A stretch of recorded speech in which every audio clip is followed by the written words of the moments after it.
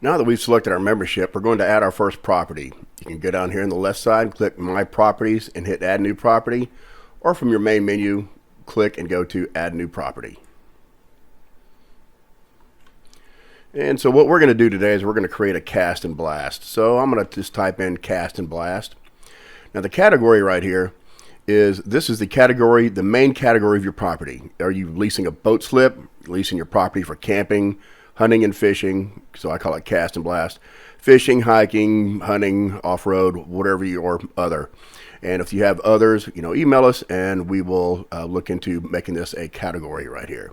So for this, we're going to put cast and blast. And if your property has more than one, you want more than one category, email us and then we'll work out some customization for you. And the city, we're just going to type in Van Alstyne. And the Google Maps will automatically auto-fill in everything for you. The only thing it won't fill in is the county or parish, because sometimes Google Maps gets a little confused and they might put your property in a different county depending on where the county lines are. And so we enter this manually. So I'm just going to manually put in Collin County. Now right here, wanting to lease. This is what type of slots are you going to create in your property.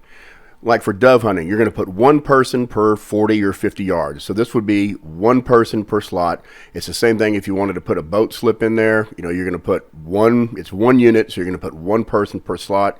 The day multi-person, like let's say you have a pond or a little lake that you allow 10 people on or 5 people on, then that's what you would category, that's what this category would be. But for this one, we're going to put in day, one person.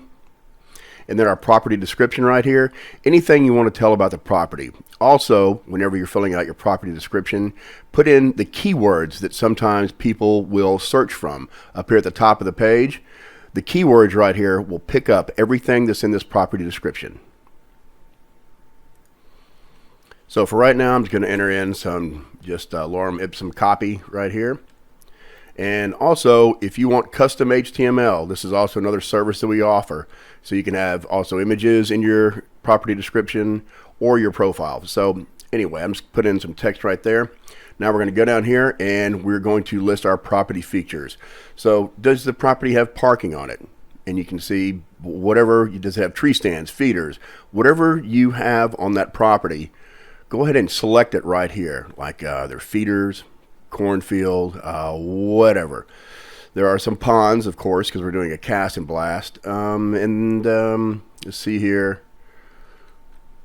We'll say it's some sunflowers, and I'll tell you, that's what we're just going to leave it right there. And we're going to have, tree lines, of course. And available species. What species are you allowed to harvest on this property? And I'm just going to put a couple right here. And the permitted weapons. What weapons do you allow in your property? So obviously if you're leasing a boat slip or something like that, you would select no weapons allowed. But for this one, we're going to put shotgun. And also on the property, what are you allowed to do? Are you allowed to hunt, fish? What type? Are you allowed to camp on it? Any of these things right here that you will permit on your property. Go ahead and select right here. And then after that, we're going to hit save and continue.